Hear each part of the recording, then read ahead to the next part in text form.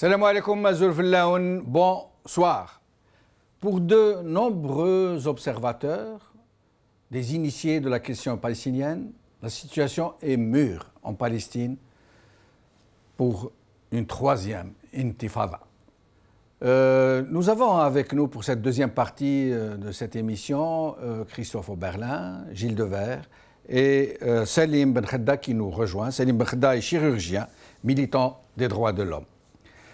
Christophe Oberlin, vous êtes d'accord avec cette prévision d'une troisième intifada qui s'installe ?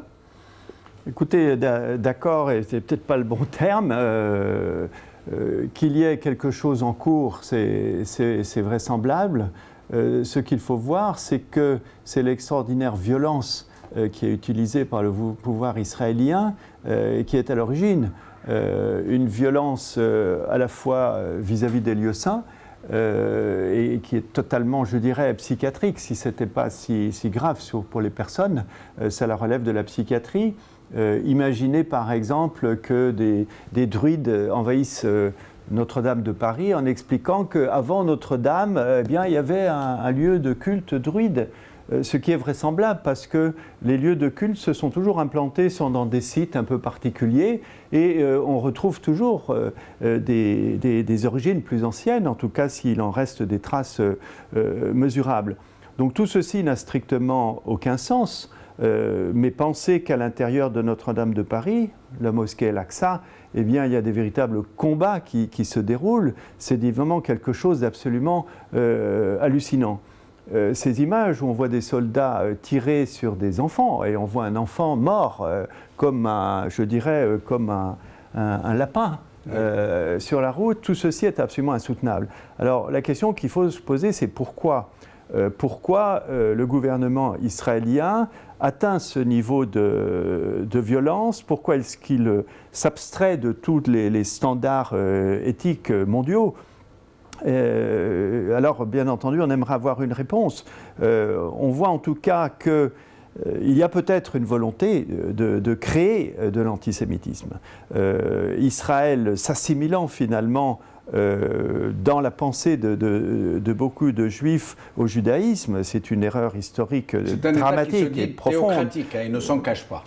Disons en tout cas, disons que ces initiatives désastreuses qui sont prises par M.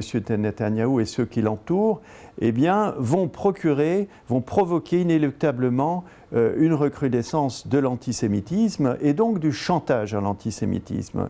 Et donc, on peut se poser la question de savoir si finalement Israël ne tient que par la communauté internationale, Israël ne tient pas en soi, et donc si finalement une recrudescence du chantage à l'antisémitisme n'est pas quelque chose qui est provoqué de manière à essayer de repeupler ces frontières de 67. Mais ça ne va pas devenir contre-productif à la longue. Aujourd'hui, par exemple, en Amérique du Sud, des pays entiers, des peuples entiers sont en train de basculer dans l'inverse. Certains sont en train quasiment de devenir antisémites à cause justement de ces excès, de cette oppression indicible. En tout cas, c'est une conséquence à laquelle il faut s'attendre, mais en tout cas, il n'y a pas d'issue dans cette violence. Aucune civilisation n'a jamais pu survivre par la violence absolue contre la volonté de toute sa population. Donc on est là dans une phase un petit peu critique, même très critique. La seule chose qu'on peut regretter, c'est qu'il n'y ait pas des élections, parce que finalement, la seule manière de régler cette question d'autorité palestinienne qui aujourd'hui est très largement corrompue et collabore ouvertement avec Israël, la meilleure manière de remettre les pendules à l'heure et de faire cesser ce qu'on appelle, à mon avis à tort, la séparation, la division des Palestiniens. Les Palestiniens ne sont pas divisés. Il y a simplement une autorité palestinienne qui ne fait pas son travail en termes de légal. Gilles Devers nous l'a rappelé tout à l'heure. Et cette autorité palestinienne doit disparaître. Il faut qu'il y ait des élections. Et des élections, on le sait, il y a eu quelques sondages, mais très peu après la guerre de l'été dernier. les partis islamistes ont pris 20 points dans les sondages. Autrement dit, quelles que soient les élections, des élections libres aujourd'hui, aussi bien à Gaza qu'en Cisjordanie, donneraient le Hamas vainqueur, ce dont Israël ni les Occidentaux ne veulent. Donc on est dans une situation qui peut-être ne se terminera peut-être que par la mort du principal intervenant, Mahmoud Abbas, à près de 80 ans. Il serait remplacé illico presto par quelqu'un du même acabit. Oui, mais ça sera difficile de le faire sans élection. Et les élections ne sont pas gagnées, loin de là. Autrement dit, la seule façon d'avancer d'une manière non sanglante, ça serait que l'autorité palestinienne démissionne et que l'élection générale soit appelée. Nous allons lancer les titres d'aujourd'hui, puis je reviens à vous pour une question clé. Aujourd'hui, Le Figaro. Netanyahou veut provoquer une troisième intifada selon Riyad El-Melki. Les Échos. Conflit israélo-palestinien. La troisième intifada a-t-elle débuté? Par Jean-Michel Gratte. Europe 1. Violence à Gaza, vers une menace de troisième intifada, par Wendy Bouchard.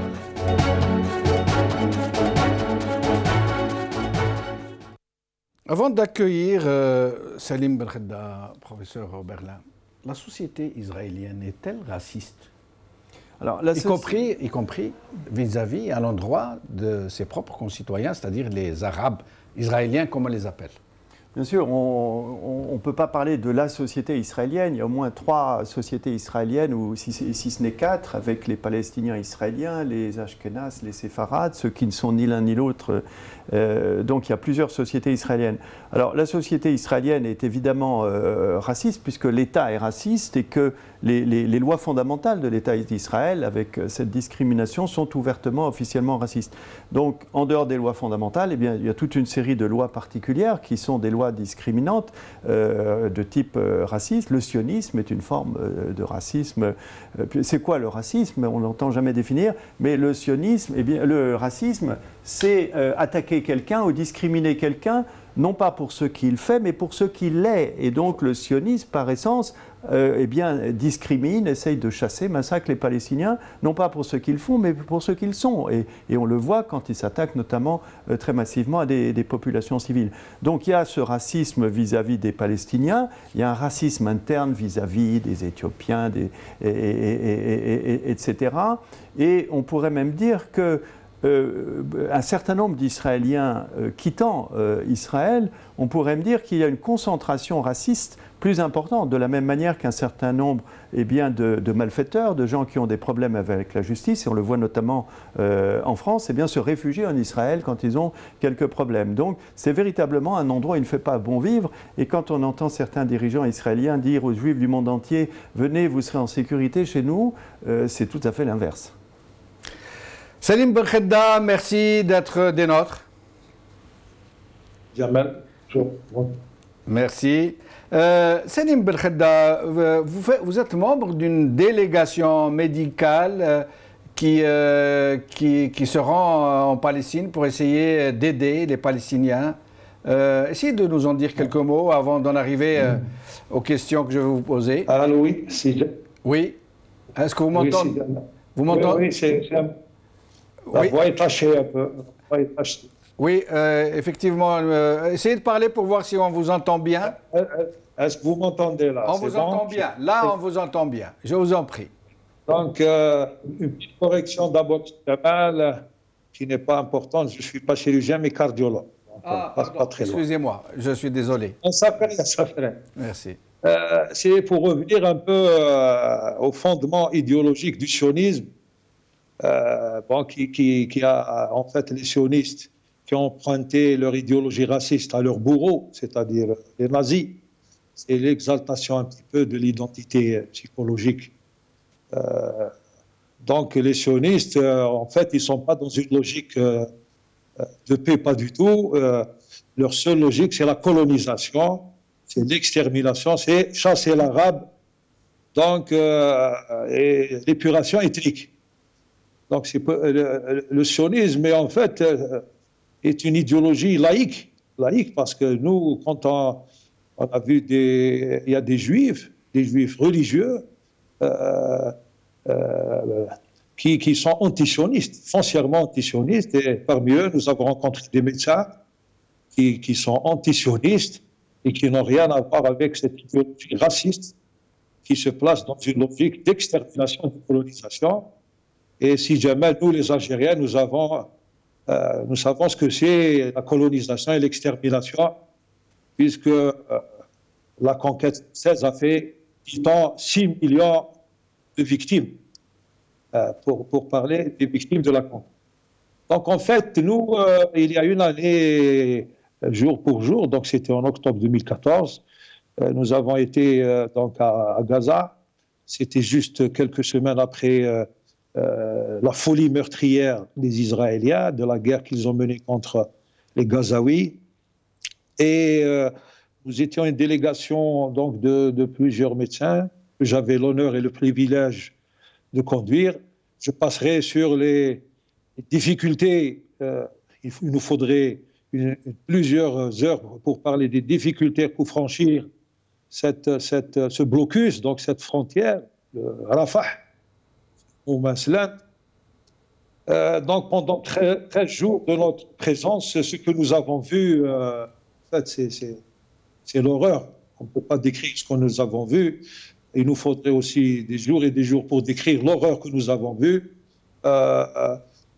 Israël et l'armada sioniste a fait une guerre donc, contre tout, contre tous, contre les humains, contre les mosquées, contre les hôpitaux, contre les universités, contre les handicapés, les enfants, les orphelins, tout. Donc, je vous rappelle que cette agression sioniste a fait 2500 morts presque, et pour beaucoup plus de 600 enfants. On était donc une délégation d'Algériens, donc de professeurs en orthopédie, en urologie, en brûlé, et nous avons vu, c'était l'horreur, quoi. Et des enfants, il y avait presque, on nous avait cité 13 000 blessés à peu près. On était, nous, c'était à 2 mois à peu près, donc c'était des séquelles. Et on a été frappé par l'ampleur des blessures. Il y avait surtout des brûlés, des handicapés, des enfants, sur le plan psychologique aussi, des séquelles psychologiques importantes.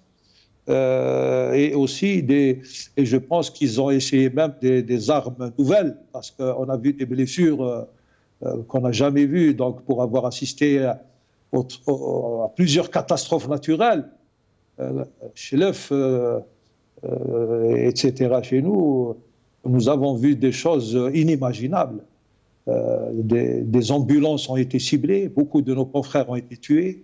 Donc pour vous dire que les Israéliens sont dans une approche de conquête, de colonisation, d'extermination. Ils ont cure ils sont en violation de toutes les règles, aucun code de l'honneur, puisqu'ils ont même tiré sur des ambulances. Nous avons vu et nous avons vu pendant 13 jours les conséquences de ce blocus inhumain, honteux. Un embargo sur tout, l'électricité, sur l'alimentation. Par exemple, quelque chose qui m'a beaucoup marqué, c'était dans un hôpital qui a été donc bombardé par l'armada israélienne. Il y avait une odeur très nauséabonde et par la fenêtre, on pouvait voir, c'était près de Asqalan, donc les frontières sionistes.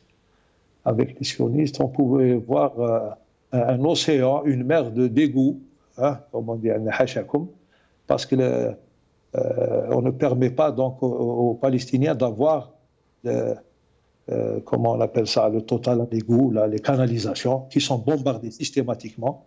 Et vous avez donc une grande prison à ciel ouvert. Salim Khedda, restez avec nous, nous revenons à vous dans un instant. Christophe Oberlin, vous-même, vous vous rendez à Gaza depuis 14 ans maintenant. Chaque année, vous y restez quelques jours pour soigner, pour former.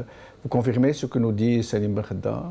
Oui, d'abord je voudrais le saluer et j'espère qu'on aura l'occasion de se rencontrer, de travailler ensemble. Il y a eu une réunion la semaine dernière à Paris de l'association Palmed, c'est les médecins palestiniens européens, et il y a un projet, je crois, d'une réunion en Algérie, et je pense que ça sera l'occasion de se rencontrer. Alors mon témoignage, oui, repose ce qu'a dit mon collègue, en ce sens que il y a deux choses. Il y a la guerre aiguë, il y a ces blessés qui arrivent massivement, et c'est mort. 80% des patients qu'on amène au moment de ces guerres sont morts à l'arrivée. Mais la capacité de résistance de ces Palestiniens va jusqu'à améliorer l'accueil de ces blessés guerre après guerre. Et à la suite de la guerre de 2008-2009, un travail scientifique a été fait et a été publié pour faire le bilan de la chaîne de soins pour accueillir des blessés, pour la fluidifier. Et ça a été publié, tenez-vous bien, dans le Lancet, qui est, mon collègue Salim le connaît bien ce journal, je dirais que d'une certaine façon, c'est un peu la Mecque de la publication médicale internationale. Vous voyez, à la suite de la guerre, de cette publication, de ce travail, pendant la guerre de 2012, de nouvelles procédures d'accueil, de triage ont été mises en place, dont certaines très simples, qui consistent tout simplement à boucler complètement l'enceinte de l'hôpital aux familles. C'est-à-dire n'entrent que les blessés et les soignants. Donc, des conditions de travail bien meilleures. Un système de triage avec les walking-talking, ceux qui parlent et qui marchent. Vous rentrez chez vous, vous reviendrez plus tard, vous voyez ? Et ce qui fait que ça aboutit à un désengorgement des urgences et à une focalisation autour des blessés les plus graves, qui pour les plus graves allaient directement en salle d'opération. Et le principe aussi, c'est de mettre autour du blessé différents spécialistes. Le spécialiste de l'abdomen, celui qui fait des échographies, qui en quelques secondes va vous dire s'il y a du sang dans le thorax ou dans l'abdomen, et d'autres spécialistes autour. Et on a abouti ainsi, pendant la guerre de 2012, à une chute importante de la mortalité, à des résultats tout à fait exceptionnels sur le plan médical. Alors bien entendu, les attaques massives qu'a cité Salim au cours de la guerre de 2014, avec des hôpitaux qui ont été rasés, ground zéro, comme l'hôpital El Wafa, que je connais bien. J'ai eu l'occasion de m'y rendre avec un de mes amis, le chirurgien, le docteur Fayez Al-Denaoui, qui m'a montré au milieu des ruines l'emplacement de la salle d'opération, du bureau, etc.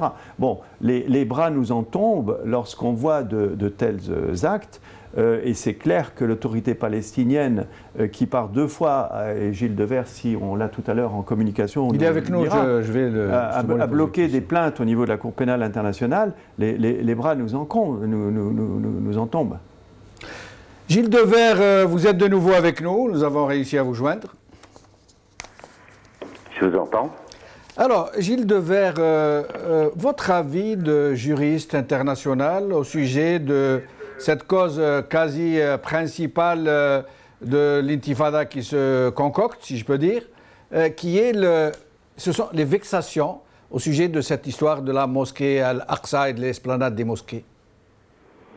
Eh bien, c'est un point qui évidemment est maîtrisé par le droit, vu que vous vous doutez bien qu'on n'a pas attendu ces événements pour se poser la question de la protection du patrimoine cultuel et culturel en droit international, c'est-à-dire pendant les périodes de guerre. On a des règles très anciennes et ces règles relèvent de ce qu'on appelle le droit coutumier, c'est-à-dire c'est un droit qui est pratiqué depuis tellement longtemps et auprès de tellement de pays et dans tellement de circonstances qui s'impose à tout le monde, y compris aux États qui ne ratifient pas les traités. Voilà. Et il se trouve par ailleurs que pour ce qui est de la protection des biens de culte, culturel et de culte, il y a les deux, il y a une convention internationale de 1954 et cette convention, c'est une des rares à avoir été ratifiée par Israël.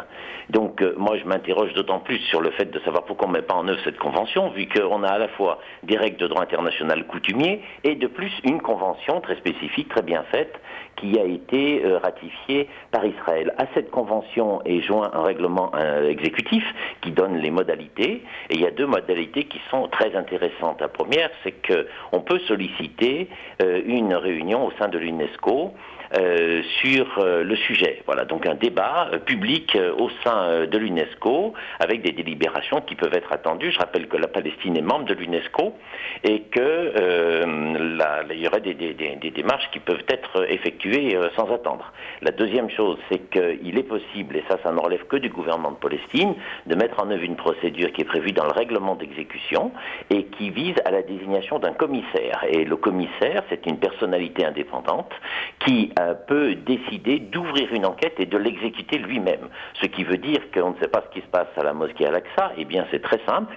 Faisons la réunion, qui est pratiquement de droit pour la Palestine. Par ailleurs, l'UNESCO, évidemment, l'acceptera. Et ensuite, que la Palestine prenne l'initiative de demander, dans la mesure où Israël est parti à la Convention, la désignation de ce commissaire qui fera lui-même son équipe et qui agira de manière autonome. Il est même prévu par le droit international, qui encore une fois est un droit très bien fait, que si l'autre partie, c'est-à-dire Israël, refusait de désigner le commissaire international, on demande au président de la Cour internationale de justice de le désigner et le commissaire se met en place. Donc moi, à titre personnel et en tant que juriste international, je ne peux pas entendre le fait de dire on ne sait pas ce qui se passe, on ne sait pas ce qu'ils font, parce qu'il suffit de le mettre en œuvre en appuyant sur le bouton. Voilà, ça c'est la première chose. La deuxième est qu'il y ait du titre de l'investigation, et il va de soi qu'une enquête internationale contradictoire, vu qu'il y aurait une délégation palestinienne qui pourrait se rendre sur place en même temps que le commissaire, voir ce qui est fait, tout ça serait très intéressant, et l'UNESCO a fait peu de choses sur le sujet, mais il y a quand même un communiqué qu'on trouve qui date d'une dizaine d'années où l'UNESCO disait que ces recherches archéologiques ne sont pas faites correctement. Il en demandait la suspension. Vous voyez où on en est. Voilà. Donc, que fais-tu? Défends-toi toi-même. Voilà, premièrement. Deuxièmement, c'est non plus de simplement l'investigation, alors qu'elle serait essentielle, c'est de déposer plainte. On retrouve la question de la Cour pénale internationale. La mosquée est sur territoire palestinien, vu que Jérusalem fait partie du territoire palestinien, Jérusalem-Est de manière certaine, il est tout à fait possible de demander l'ouverture d'une procédure pénale sur ce dossier. Il ne faut pas dire on va faire des communications et des ceci et des ça, il faut dire je dépose plainte. Voilà, il y a un article dans la Convention qui permet expressément d'agir, et alors ce qui est tout à fait intéressant, c'est que dans le droit international, que je défends à nouveau, on distingue des biens religieux qui sont ceux courants, c'est-à-dire une église, un temple, une synagogue, une mosquée, un lieu auquel les populations sont attachées. Et on a toujours eu un régime spécial pour ce qu'on appelle des biens d'une importance primordiale pour les peuples, c'est-à-dire qui parlent à l'humanité. Et la mosquée d'Al-Aqsa, elle est en Palestine, mais elle n'appartient pas qu'aux Palestiniens. Donc tous les États qui sont là en train de faire je ne sais trop quoi, des déclarations, et eux aussi ils peuvent déposer plainte. C'est tout à fait recevable dans la mesure où, en tant que des États qui ont une forte communauté musulmane ou qui se revendiquent comme États musulmans en tant que tels, ils peuvent déposer plainte. Ils peuvent prendre des initiatives vu que les biens de dimension internationale reposent d'une initiative internationale. Pourquoi ne faites-vous rien ? Dirigeants de Palestine, pourquoi ne faites-vous rien? Dirigeants arabes. Et je pose également pourquoi ne faites-vous rien? Dirigeants chrétiens, car la protection des lieux de culte, elle n'est pas liée à la foi. Moi, je suis très intéressé, je ne suis pas musulman, je suis très intéressé à savoir que des lieux de culte de cette importance, qui traduisent une telle dimension historique, une telle dimension sociale, une telle dimension de spiritualité, puissent être défendus en tant que tels. Et je demande donc à mon gouvernement, la France, de déposer plainte pour que soient protéger ces lieux qui appartiennent à l'histoire des peuples.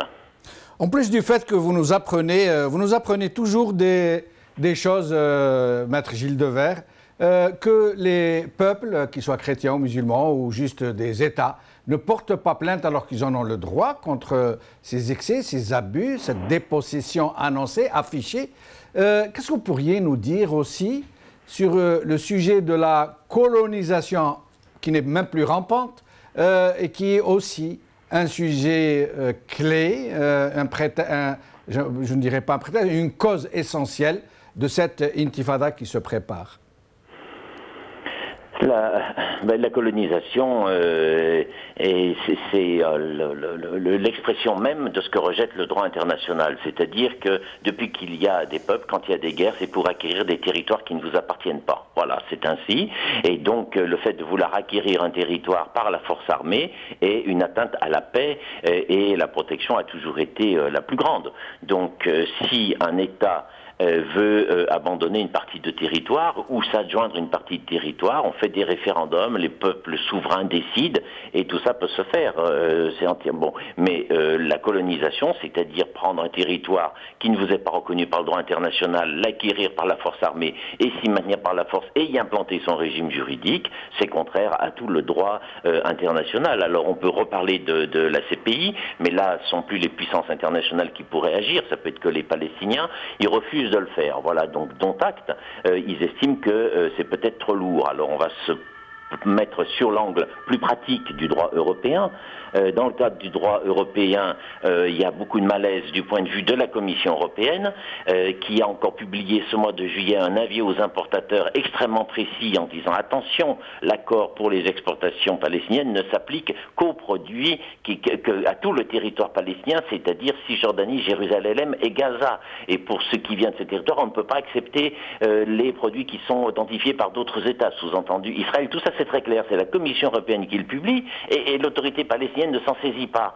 Donc le droit européen permet d'agir et de manière assez simple. Donc après on poursuit la logique. L'État palestinien ne le fait pas, mais des groupes palestiniens pourraient agir. Et notamment il suffirait de créer, où il y en a qui existent déjà, des sociétés d'import-export, qui soient d'ailleurs de siège français, avec des Palestiniens, vu qu'on peut créer en France une association qui est du régime des associations de 1901, même si tout l'ensemble de ses membres sont étrangers, ils pourraient être palestiniens, donc il pourrait y avoir des industriels palestiniens qui créent une société en France, société commerciale, et qui défendraient le fait qu'ils doivent pouvoir exercer dans une concurrence loyale, vu que toute l'Europe c'est le marché libre et non faussé. Or le marché est faussé parce que j'ai des gens qui se sont implantés à côté de moi, sur un territoire qui appartenait à mes ancêtres, ils ne payent pas l'eau, ils ne payent pas la terre, ils ne payent pas les impôts, en plus ils sont subventionnés, donc un groupe d'industriels palestiniens attaquerait demain, ça serait tout à fait simple, voilà. Ça ne vient pas, voilà, ça ne vient pas. Du côté des grandes ONG, ça ne vient pas. Bah écoutez, moi ce sont des constats que je fais, hein, c'est tout. Hein. Vous nous direz tout à l'heure ce qu'il faudra faire en l'occurrence. Salim Belkhedda, vous êtes avec nous? Si Jamal. Salim Belkhedda, quelles sont les pathologies les plus répandues à Gaza, les traumatismes? Qu'est-ce que vous pourriez nous en dire? Oui, effectivement, nous, quand nous étions partis, bon, notre désir c'était d'aller pendant, c'est-à-dire l'agression, mais ça a été presque impossible. Donc nous sommes partis au mois d'octobre, c'est-à-dire 2 mois après, et c'était surtout des séquelles. Donc des séquelles. On avait une équipe de chirurgiens spécialistes dans les brûlés et brûlures, et je peux vous dire qu'il y avait beaucoup de séquelles de brûlures, des handicapés, des traumatismes. J'aimerais souligner aussi le caractère criminel de ce blocus sur nos collègues médecins de Gaza.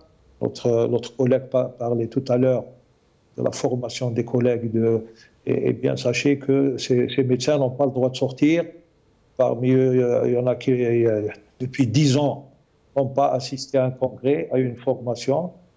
Nous avons eu quand même le plaisir de voir que beaucoup de médecins ont été formés en Algérie et bien formés en Algérie et qui jouent un rôle important dans la prise en charge des patients. Donc c'est surtout, il y a beaucoup d'orphelins, donc le problème des orphelins, et sachez que l'armada israélienne et son armée sophistiquée ont même ciblé des handicapés, donc c'était un hospice pour handicapés, des orphelinats. Notre ami parlait des mosquées, de la mosquée 112, nous avons pu voir des dizaines de mosquées, on parle de 112 mosquées qui ont été directement ciblées par les missiles F-15 israéliens. Les Israéliens avancent que c'est depuis ces mosquées que des missiles. Que des missiles sont lancés contre les territoires habités par les Israéliens. Les sionistes ont fait une guerre à tout en fait. Hein. Même nous sommes partis à l'université islamique de Gaza, qui est la seule, et elle aussi a été la cible donc, de plusieurs missiles, les hôpitaux aussi. Donc bien sûr que les Israéliens... J'aimerais aussi souligner une chose pour nos amis, peut-être ça sera un petit peu du nationalisme dépassé, mais on a eu chaud au cœur de voir des drapeaux algériens sur les décombres, beaucoup de décombres. Et pourquoi Salim, à votre avis, on l'a vu sur des vidéos YouTube en effet, mais on ne s'explique pas. Oui, dites-nous. J'ai pris pas mal de photos, donc ça rentre un peu dans l'anecdote. Mais quand même, les Gazaouis adorent les Algériens et nous avons été reçus d'une façon extraordinaire. Et j'ai été vraiment touché de voir des drapeaux comme ça, algériens, sur des décombres. Et vous savez que aujourd'hui, les Gazaouis n'ont pas le droit de reconstruire leur maison. C'est ce qui est extraordinaire. Comment ça expliquez-nous. Comment ils n'ont pas... Vous voulez dire les maisons qui ont été démolies par l'aviation ou par l'artillerie ne doivent pas être reconstruites? C'est interdit, pas de ciment. Le ciment, blocus sur le ciment, sur le fer, sur le bois, sur tout, le sable. Donc, et vous avez comme ça, c'est vraiment des images qu'on n'oubliera jamais, des images apocalyptiques où vous avez des gens comme ça qui habitent des ruines, des enfants, des femmes. Soulignons aussi que grâce à l'aide du peuple algérien, je dis bien le peuple, et surtout, là il faut qu'on cite Jum'iyat al-Ulama, l'association des ulama, il y a un hôpital qui a été créé à Gaza, donc Mustashfa al-Jazair, l'hôpital Jazair à Khan Younis, donc par l'argent des Algériens, du peuple algérien. Et beaucoup de choses ont été envoyées là-bas, des scanners, des blocs chirurgicaux, et qui fait un travail extraordinaire. Donc nous avons opéré à ce niveau, à l'hôpital Shifa, et dans d'autres hôpitaux. Donc aussi, ce qui nous a marqué durant notre court séjour d'une quinzaine de jours, c'est comme disait notre collègue, la foi inébranlable des Palestiniens en la victoire. C'est un peuple qui ne pourront jamais vaincre. Restez avec nous, Salim Belkhada. Christophe Oberlin, donc nous disions que vous vous rendez depuis 14 ans maintenant. Chaque année, vous restez quelques jours pour former, pour opérer. Quel est votre avis sur la question sanitaire? Vous rejoignez Salim? Je rejoins Salim, et ce qu'il a dit suscite des observations de ma part. Salim a dit à très juste titre que les médecins, par exemple, ne peuvent pas se rendre à l'étranger pour suivre des congrès. C'est vrai, tous les médecins, je pense que dans beaucoup d'autres spécialités en dehors de la médecine, on a besoin de confronter son expérience à celle des autres. Alors comment font les Gazaouis? Eh bien, ils organisent des congrès à l'intérieur. Et en particulier, il y a un congrès qui a lieu tous les 2 ans qui s'appelle Surgery in Palestine, et vous avez 200 chirurgiens de Gaza. J'ai assisté déjà 2 fois à ce congrès, une fois par Internet et une fois j'étais sur place, et 200 chirurgiens de Gaza qui confrontent leur expérience, qui montrent les derniers développements de l'actualité concernant leur propre spécialité. Et finalement, j'ai été très conforté de voir que dans ma micro-spécialité, qui est celle de la chirurgie des paralysies, des traumatisés, eh bien, en chirurgie cardiaque, Salim a sûrement rencontré le docteur Marwan, qui a fait une statistique de 3000 circulations extracorporelles, avec une mortalité très faible de 3%, si je me souviens bien, et puis en endoscopie digestive, et puis dans tous les domaines. Autrement dit, tout ça, ça existe, ça fonctionne, et malgré la guerre. Et il y a même l'un de ces congrès, d'ailleurs, je me souviens encore de la banderole qui était affichée à l'entrée de l'université islamique. C'était une grande banderole annonçant le congrès avec les dates. Et puis, la banderole avait été découpée sur la date. Et puis, on avait cousu un tissu avec une autre date, tout simplement parce que la première date correspondait à une guerre qui a eu effectivement lieu. Eh bien, ils ont fait ça 1 ou 2 mois après. Mais autrement dit, il y a énormément de signes positifs qui sortent aussi. Quand vous me dites 200 chirurgiens à Gaza, oui. Comment ils font dans une si petite, en même temps si grande prison à ciel ouvert, la plus grande du monde, mais pour la population, c'est un espace si petit. Comment font-ils pour avoir formé 200 chirurgiens. Et je ne parle pas du reste. Alors ça, c'est un autre sujet, il nous faudrait 1 heure pour en parler. Avec le siège qui se refermait, pas seulement récemment, mais disons avec la conquête israélienne de la bande de Gaza, des universités se sont construites car on ne pouvait plus aller à l'extérieur. L'extérieur, c'était l'Égypte. Et donc des universités ont été créées. Et dans le domaine médical, par exemple, le cheikh Yassine avait vraiment une vision à terme, à long terme. Il disait, je veux des scientifiques, je veux des médecins, je veux des littéraires, je veux des journalistes, je veux dans tous les domaines. Eh bien, la médecine a sorti ses premiers médecins entièrement formés à Gaza il y a 2-3 ans, je crois. Et j'ai assisté d'ailleurs à des présentations scientifiques par les jeunes formés, avec une parité, garçons et filles. Ils ont été formés en anglais, c'est-à-dire qu'ils lisent toute la littérature en anglais, ils sont sur Internet, ils ont accès à toutes les banques de données. Autrement dit, il y a une formation de très haut niveau qui en même temps fonctionne à l'international, puisqu'ils n'ont pas la chance d'avoir des enseignants dans toutes les spécialités. Eh bien, c'est un prof en Jordanie, au Royaume-Uni, en Égypte, qui va donner un cours en direct aux étudiants. Donc il y a énormément de choses. Et puis il y a une autre chose qu'a dit Salim qui, je pense, mérite qu'on insiste. Il a parlé de ces dons, de ce qui arrive de l'extérieur.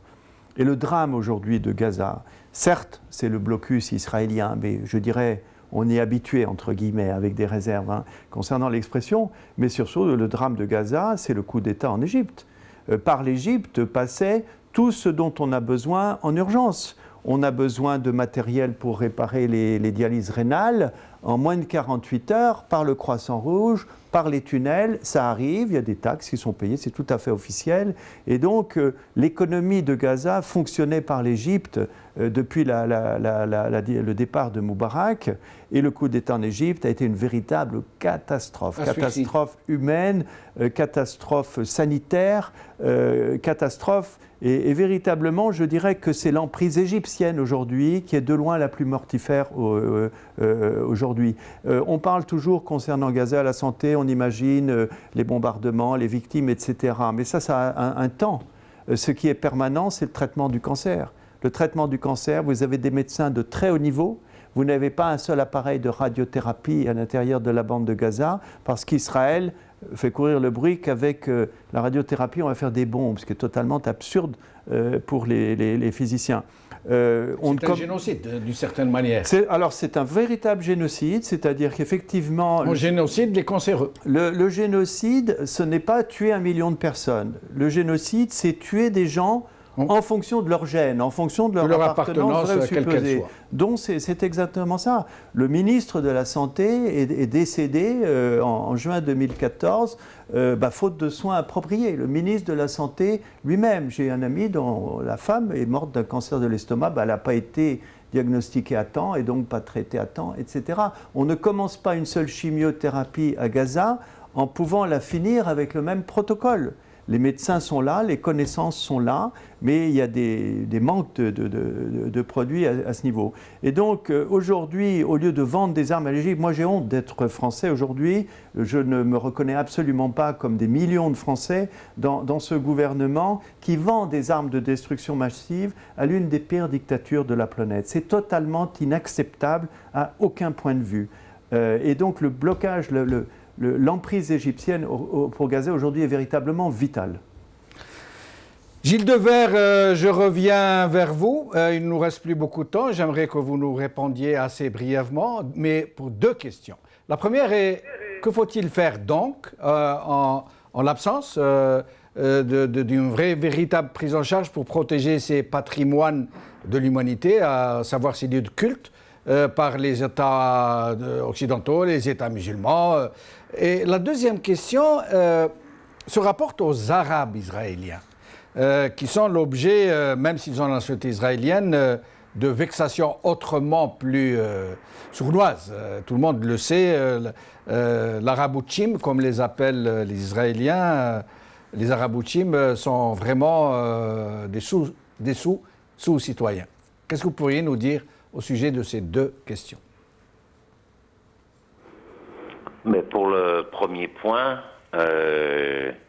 donc j'ai un peu évoqué tout à l'heure, mais il y a des procédures à mettre en place et qui peuvent être engagées par des États arabes, des États européens, Et on pourrait même envisager, donc ça aurait un peu moins de force, mais vis-à-vis de la CPI, il serait tout à fait possible que des grandes associations religieuses internationales ou des personnalités religieuses internationales agissent. Et je signale à ce propos que la CPI vient d'ouvrir une affaire pour le Nord Mali avec les attaques qui avaient eu lieu de biens religieux à Tombouctou. Donc l'idée qu'on puisse saisir la Cour pour des biens religieux, elle est tout à fait dans l'ordre des choses. Donc moi j'appelle à ce que des groupes religieux, musulmans et d'autres religions dégagent un minimum d'énergie pour déposer une plainte à la Cour pénale internationale sur l'article 15.1, le fassent avec toute une démonstration et que ce soit bien entendu, et que par ailleurs les États demandent la réunion de cette commission de l'UNESCO, et qui amènera peut-être mécaniquement la Palestine à se bouger et donc à faire désigner cet enquêteur, parce que quand même un commissaire qui arrive en place, c'est pas, je vois pas en quoi ça pose un problème de politique internationale lourde, hein. Bon, c'est toujours ce qui nous est dit sur l'inaction. Pour ce qui est des citoyens palestiniens qui vivent dans la partie israélienne, ils vivent dans des situations qui s'apparentent très clairement à la discrimination. Ils devraient bénéficier d'une protection également de leur gouvernement naturel, qui est le gouvernement palestinien. Et il n'y a absolument rien qui est fait. Alors s'il faut proposer une solution simple, voilà ce que je proposerais, 2 pistes. Et en plus, ce sont des données actuelles. Il y a un point qui est la restitution des corps. À savoir qu'il y a des prisonniers qui viennent d'ici, de là ou d'ailleurs, qui décèdent en prison, et Israël refuse de rendre les corps, et on fait donc purger la peine à des cadavres. Voilà. Alors je ne sais pas si vous connaissez d'autres États qui font ça. À ma connaissance, c'est le seul, et c'est tout à fait organisé, vu qu'on donne un numéro, et les cimetières s'appellent les cimetières numérotés, vu qu'il y a des tombes avec des numéros, et donc ce sont des cadavres qui purgent la peine. Alors évidemment outre que moralement on ne peut pas imaginer quelque chose de plus choquant, ça ouvre à des actions de droit international et qui peuvent être conduites en Europe, parce qu'il suffit d'avoir un descendant qui a une nationalité européenne.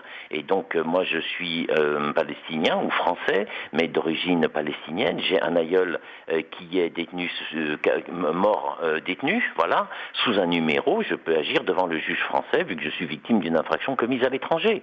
Alors vu le nombre de réfugiés palestiniens qui vivent en Europe et qui ont pu obtenir la nationalité, je pense qu'un travail d'investigation permettrait d'imaginer ces personnes, et elles pourraient agir en tant que telles de manière efficace sur la restitution des corps et l'application du droit. C'est tout à fait actuel dans la mesure où pour ces Palestiniens vivant sur le territoire israélien, il a été annoncé hier que l'une des mesures prises était de refuser de restituer les corps parce que ça serait ils ne veulent pas les funérailles, vu que les funérailles sont l'occasion de mouvements d'amitié, de spontanéité, de solidarité. Et donc là, on a un acte tout précis. Mais je ne sais pas, on a une diplomatie, vous avez des ministres, on a une responsable européenne. Elle n'a pas entendu à la radio comment on va refuser aux familles de rendre le corps des morts pour leur interdire de faire les funérailles.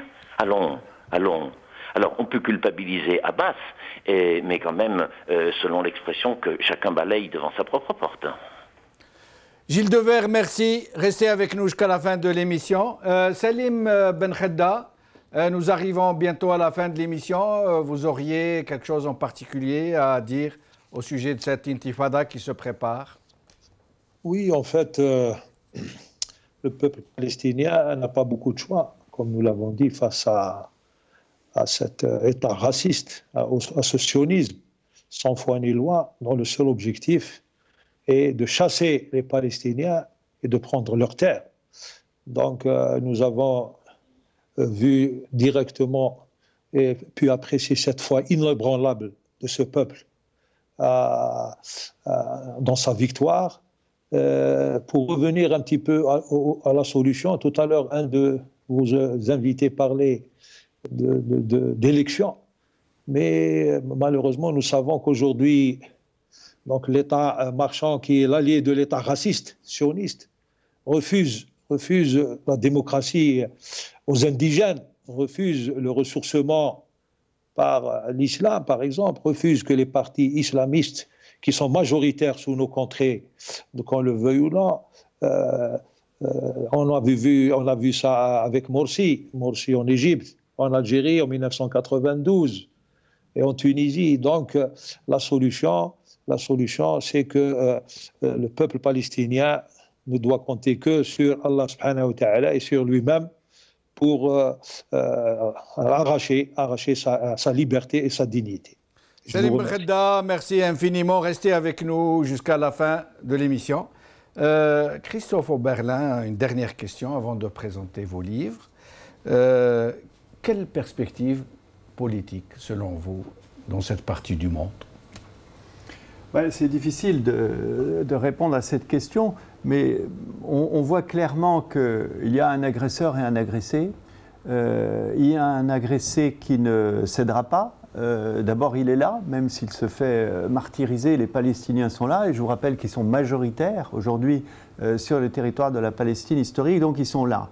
Donc l'agresseur ne bougera que si le rapport de force change.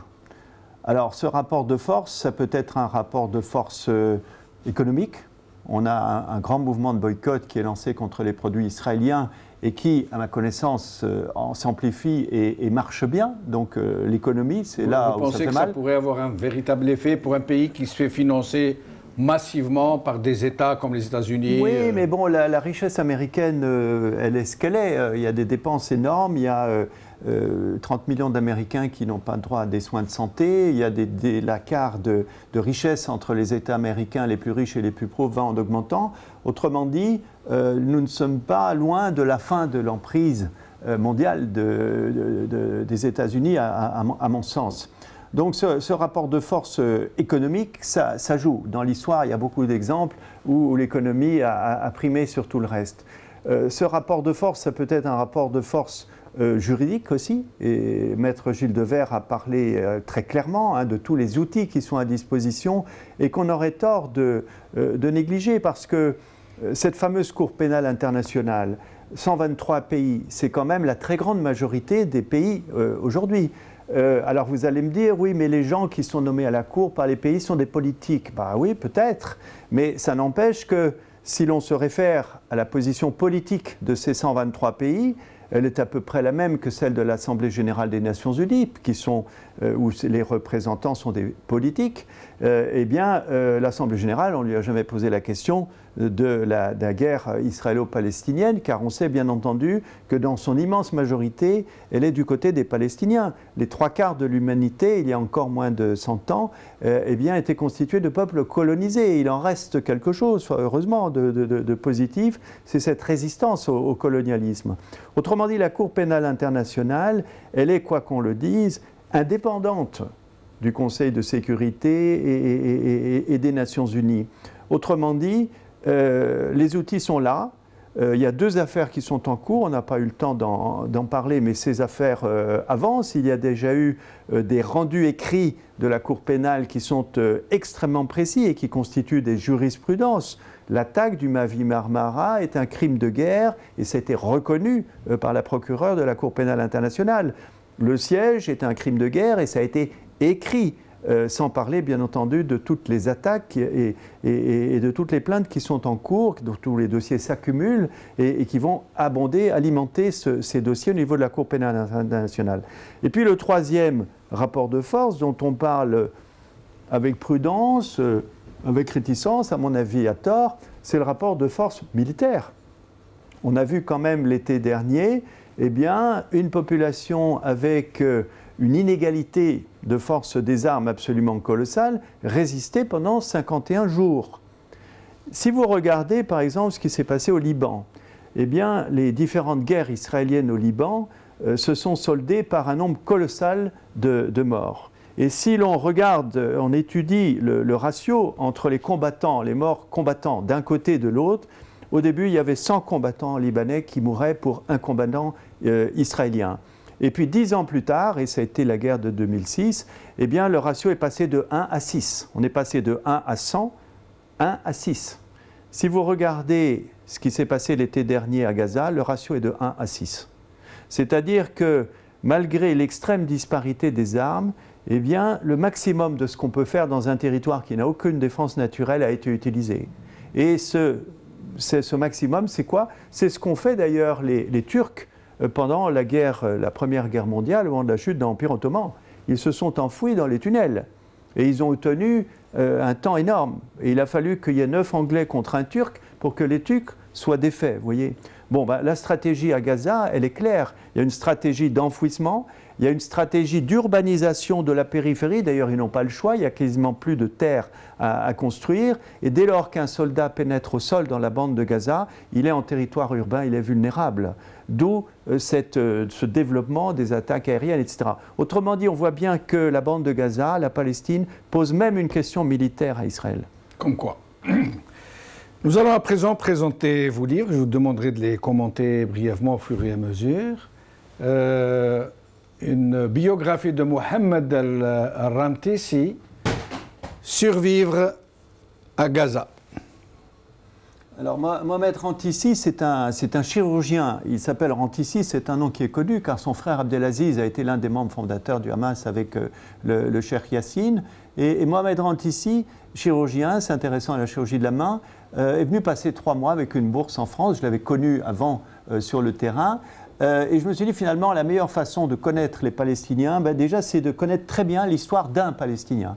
Donc je lui ai fait raconter cette histoire personnelle qui est extraordinaire, mais qui, d'ailleurs, m'ont dit mes amis palestiniens, est en fait l'histoire de tous les Palestiniens. Chaque Palestinien a une histoire racontée, invraisemblable, mais ce livre, bien entendu, est destiné à l'opinion occidentale. Et il faut rentrer véritablement dans la vie d'une famille. Sa mère, son père est décédé très précocement, sa mère, analphabète, avec 7 garçons, dans un camp de réfugiés à Gaza, avec simplement l'argent de l'UNRWA. Donc à partir de ça, ça a donné un chirurgien, un gynécologue. Abdelaziz Rantisi était un pédiatre renommé, et puis d'autres. Donc c'est l'histoire d'une famille qui donne le meilleur d'elle-même et qui produit en une seule génération le meilleur d'elle-même. C'est un exemple assez emblématique finalement des Palestiniens. Chronique, alors, postface de Mahmoud Zahar. Mahmoud al-Zahar, mon ami. Chronique de Gaza. Alors ça, ce sont des chroniques, car depuis 15 ans, à chaque fois que je vais là-bas, je fais un petit texte, ou 2 ou 3, qui correspondent soit à des choses qui ont été vécues sur place, soit surtout des rencontres. Et il n'est pas inintéressant de voir qui, en 2003 ou en 2004, disait telle chose sur telle... à chaque fois, ces chroniques ont été écrites en temps réel, vous voyez.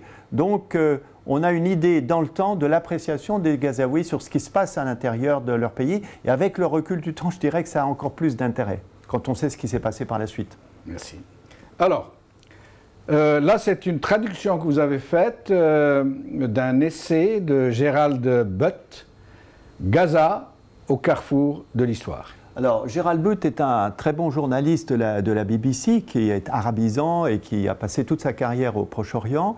Et il a écrit ce livre d'histoire qui m'a passionné. Je l'ai lu 3 fois avant de le traduire, parce que justement, il parle des origines à nos jours. C'est-à-dire que la plupart de ceux qui prétendent parler de l'histoire de Gaza nous parlent de la Nakba, nous parlent de la colonisation, éventuellement un petit peu de l'Empire ottoman, mais c'est très intéressant de voir qu'il y a des racines extrêmement anciennes. Et ces racines, ce ne sont pas simplement des racines, aujourd'hui on les voit. Et l'une des réflexions font par exemple les voyageurs, à chaque fois qu'ils voient un bâtiment un petit peu ancien, ils se disent oh, mais à l'intérieur il y a des colonnes. Mais c'est des fragments de colonnes romaines. Ah ben non, ça c'est des colonnes islamiques, ça c'est des colonnes grecques. Et on a retrouvé d'ailleurs, il n'y a encore pas très longtemps, le plus grand Apollon métallique qui n'ait jamais été découvert. Autrement dit, c'est une terre chargée d'histoire. Et l'histoire ancienne, eh bien les Gazaouis aujourd'hui, tous musulmans qu'ils sont en majorité, eh bien ils sont tributaires de cette histoire, ils le ressentent et ils nous en parlent. Très bien. Alors, la vallée des fleurs, Marj al-Zohor. Alors là, c'est un épisode de l'histoire du Hamas qui m'a intéressé au cours de mes rencontres nocturnes avec les uns et les autres. Et le premier que j'avais su, c'était Abdelaziz Rantisi. On m'a dit, c'est un ancien de Marjezour. Et puis un autre professeur d'université, c'est un ancien de Marjezour. Un ministre, il était à Marjezour. J'ai dit, mais qu'est-ce que c'est que Marjezour?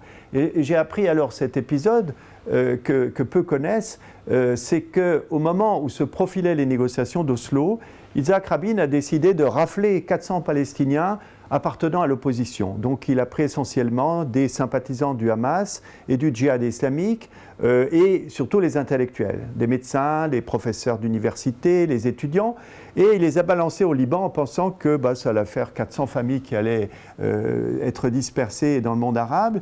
Et là, ils ont pris une décision extraordinaire, c'est-à-dire ils ont dit on ne bouge pas. Il les a lâchés au Liban. La frontière libanaise, à l'époque, d'ailleurs, était reportée 40 km plus haut. Israël occupait le sud-Liban. On les a lâchés à 1000 mètres d'altitude, dans la neige l'hiver, en plein mois de décembre. Les gars ont dit, on refuse d'avancer. Donc, ils ont fait un sitting. Alors, évidemment, les populations locales sont arrivées, les couvertures, et finalement, ça fait un buzz extraordinaire, puisqu'à une époque où Internet n'existait pas, les plus grandes agences de communication se sont rendues immédiatement à Marjezour, et on a tendu les micros, et Abdelaziz Rantisi, qui était le porte-parole, disait « Écoutez, ça fait 5 ans que le Hamas existe, et c'est la première fois qu'on me tend un micro pour me dire qu'est-ce que veut le Hamas, quel est son programme politique ». Donc ça a été l'internationalisation du Hamas. Donc j'ai eu la chance de pouvoir interviewer toute une série de témoins qui m'ont raconté leur histoire. Et le livre que vous montrez, d'ailleurs, il a été publié aussi en français et en anglais, mais là c'est la version arabe qui a été imprimée à Gaza par une imprimerie qui aujourd'hui encore imprime 7 millions de livres chaque année, incluant bien entendu les livres des écoles. Donc, 7 millions de livres à Gaza, 7 millions dans cette par prison année, qui est Gaza, et on imprime 7 millions de livres. Avant le siège, c'était 13 millions, puisque beaucoup de livres étaient exportés, notamment au Liban ou en Égypte. Donc ça donne une idée de la qualité aussi, de l'importance de l'éducation à Gaza. Donc le dernier livre que nous présenterons aujourd'hui, de Christophe Oberlin, toujours, Le chemin de la cour de justice, j'entends. C'est ce que vous voulez dire, je suppose. Oui. Les dirigeants israéliens devant la Cour pénale internationale. Alors, c'est un livre pédagogique. Moi, je suis médecin, mais je suis aussi enseignant et pédagogue. Et donc, à travers ce que j'ai appris, notamment avec Gilles Devers, qui est toujours parfaitement clair, il m'a semblé qu'il était important de faire un livre pédagogique pour tout le monde. Vous voyez, ce livre, c'est un petit peu, je ne sais pas, l'informatique pour les nuls, je plaisante, mais c'est un petit peu ça, en ce sens que toute personne qui lit ce livre doit être capable justement de tenir une argumentation en expliquant ce que c'est, notamment la Cour pénale internationale, pourquoi elle existe et pourquoi on ne la saisit pas et ce qu'il faudrait faire. Donc j'ai voulu donner un argumentaire à chacun concernant les crimes de guerre commis par Israël.